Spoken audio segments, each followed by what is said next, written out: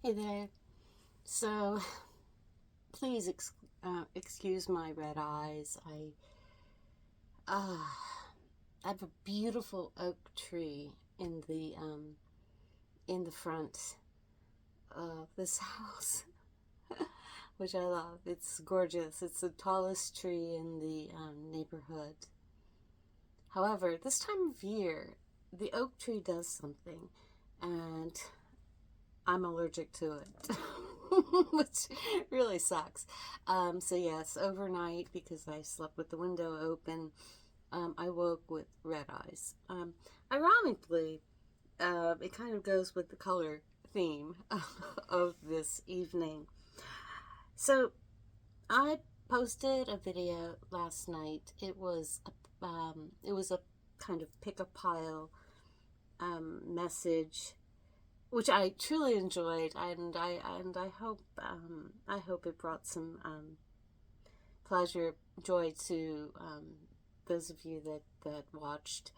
But I was getting a vibe all day because there seemed to truly be a common thread running through each pile, and each pile expressed slightly differently.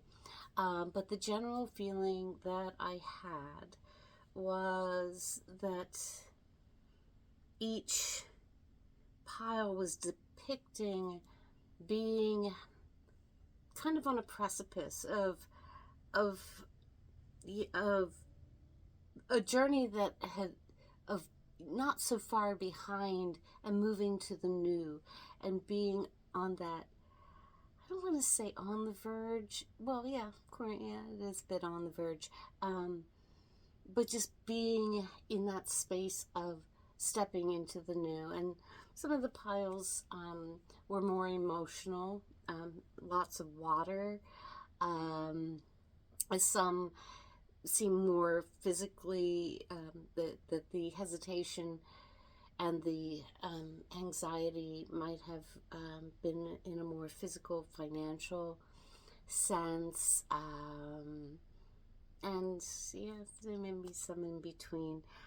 And I just kept feeling, first of all, um, this egg, which is gorgeous. Oh my gosh, look how pretty that is.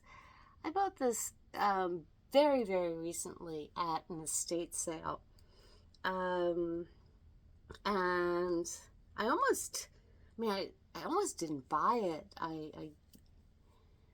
But then I the person I went to the sale with wanted to do another spin around to make sure there was nothing left to buy, so I was just kind of wandering around, and I saw the egg again, and I was like, I can't leave this egg here. I'm gonna bring it home because yes, it.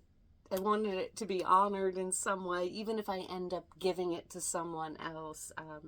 I didn't want to just leave it there because it was so pretty, and it wasn't like in a collection of crystals. It was just kind of randomly sitting there. I think it might have been, something someone enjoyed as a decorative piece. I didn't get any bad energies from it.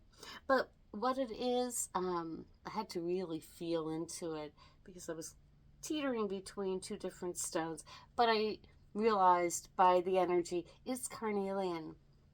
Um, and to bring it into the read from last night, my feeling was that the message was one of the messages that was really pulled through the entirety of that video was the need to remain grounded, yet move forward. And so, if I am to suggest a stone to help, and if you might have one, it would be carnelian. And there we go. There's another one, and so maybe little stones, little tumbles here and there. And there we go. Now, carnelian might not resonate for everyone, and so I spent a bit of time thinking about what other energies with stones would really send the same message, give the same energy. And because everyone is different, every situation is different. Some people carnelian might be just a little too pulled down and earthy. Some people might need something, a bit more vibrant. I was also thinking of tiger's eye, which is a pretty popular stone. If you hear little tumbles. This one on this edge is more raw, though the point is polished. And there is even a red one. Not certain if this is dyed or not. I'm not a fan of stones that have been dyed or treated. But sometimes it's for a purpose, because honestly, I like the red. There's something about the red. You see the red in the carnelian, and so I was really drawn to tiger's eye, especially if it has a reddish cast. To each their own, though, because this is, it's not a prescription. I'm not meaning this as that you must seek out any of these stones. It's mainly the vibe. Another one that is pretty common is this. Now, it's sold as citrine. However, what it is, in fact, is amethyst that has undergone heat. Now, I'm not saying that they necessarily all have undergone heat in an unnatural way. But the thing about amethyst, with heat, they do turn orange. And however, this color is perfect, and the energy of it is also perfect because of the glimmer, the light that it casts, the light that it emits. So that might be something that you might want, if you have one, want to keep close to, hold, put under your pillow during this time. Another possible combination, I have pyrite here, and a little garnet stone, and I like them in combination because there's something about the red and the gold, and it doesn't even have to be a stone. It can be this. We are in this hemisphere anyway. I'm in the United States, and it is autumn, so a lot of the decor right now, things that you might have around, are the oranges, the reds. The leaves soon, within the next in the next bit, will start to turn, and we'll start to see those lovely colors. Those colors feel really feel like they will really lend energy to pushing into a new stage, next stage. I got such a feeling about the reading I did last night, the piles of cards, that being kind of on a precipice of moving forward. And I feel like these colors will lend an energy of moving forward in a very solid and grounded way. And and I do feel in each of those piles there was an energy of that, of a forward movement, but grounded movement, which is wonderful. It's so wonderful. Around this time of year, last year, I was blessed, and I truly feel it's a blessing, to have found a red hawk feather, and the colors are perfect. So it doesn't have to be a stone. No need to go out and buy anything. You might even have some clothing, a scarf. In fact, I intend to take photos of the different stones. I'll put them on the community page, or I think it's just the posts. I think it's just posts. I'll take photos. So if you just want to, go over and take a look, just to pull in the energy. Yeah, just I'm not meaning to sound. I don't want to sound preachy, and not being that at all. But I think I want to say that just trust that anything you feel pulled to establish, that that honor your inner knowing that what you're looking to achieve is perfect for you, is perfect, and allow all of the energies, your intuition, and guidance in any way it comes, to nurture that. Okay, I want actually in the next couple of days, it's on the 6th, in just before midnight in the United States on the East Coast. So I believe it would be the 7th in the UK, and the EU, and yeah. Anyway, you'll figure it out. But I recently purchased this book. I have not really started to read yet. It's very new to me. It's the Sabian symbols in astrology, and my limited understanding is was created by Dr. Mark Edmund Jones, who went through the 360 degrees of the zodiac, because each sign is the wheel of the zodiac is comprised of degrees, and every transit that we experience, our birth, and in our birth charts, the planets are at certain degrees.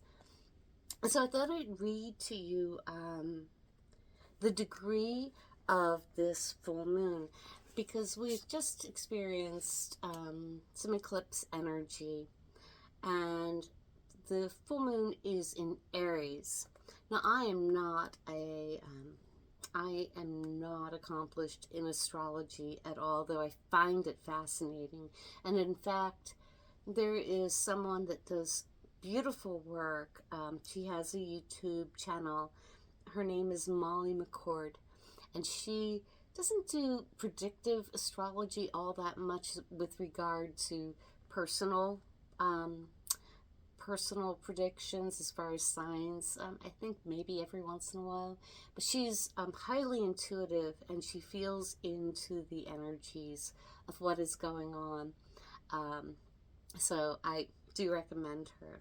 I don't know if she uses the Sabian symbols at all, but this person, Dr. Jones, wrote, I believe it seems to be like a continuing story, or just a message for each degree in the zodiacal wheel.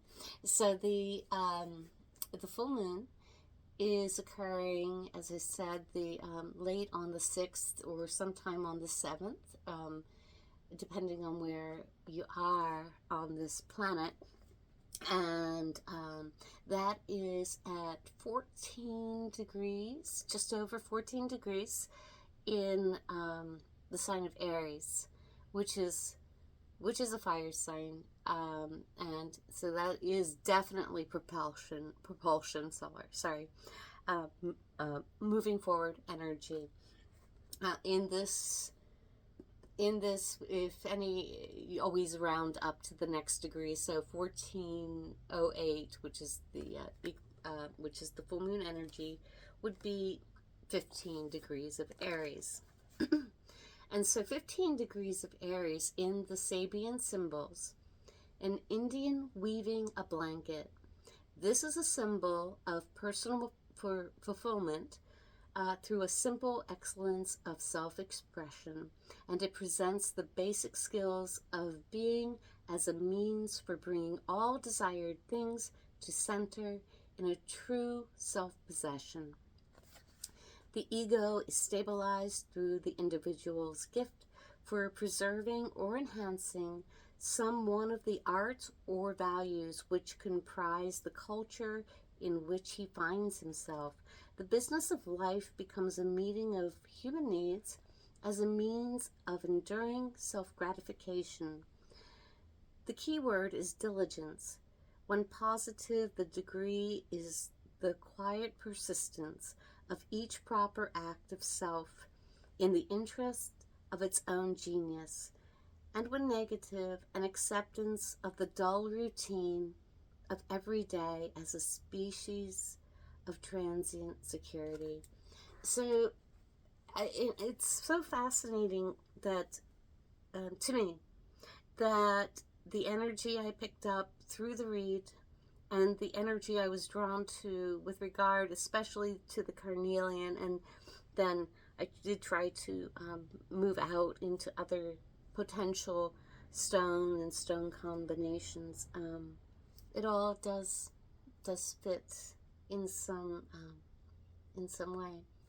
I'm going to do just do a little oracle card from this pocket-sized mystic shaman oracle, and just a little message to add, please.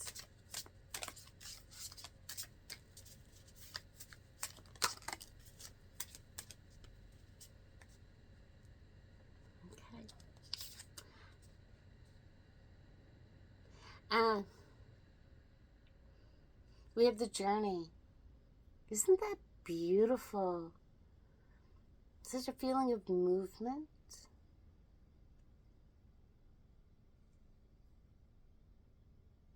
And answering the heart.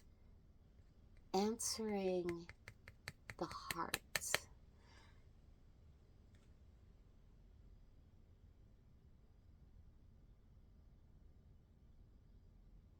I'm sorry, I just want, these are, I like the size, but I want to make sure I take in as much as possible.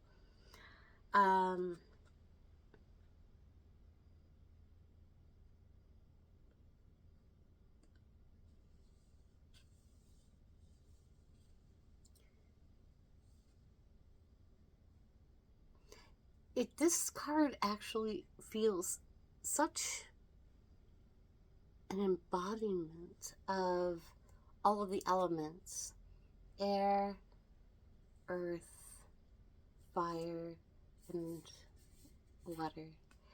I think it's beautiful, and it does truly speak to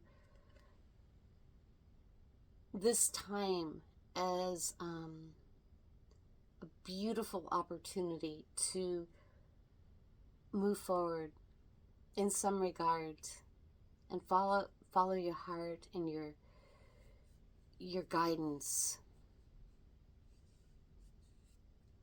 Okay. I'll do a rune. I'm not up to date on the runes as far as remembering what's what, but here we go. And I have this one. And honestly, I don't remember what that is, but let's just figure it out real fast.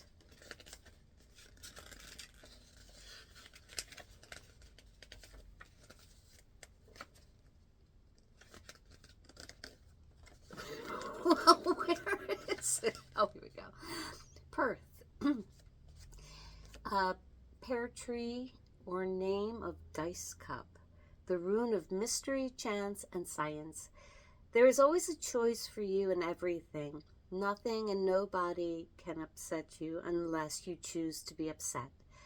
Nobody and no power can influence you unless you choose to be influenced.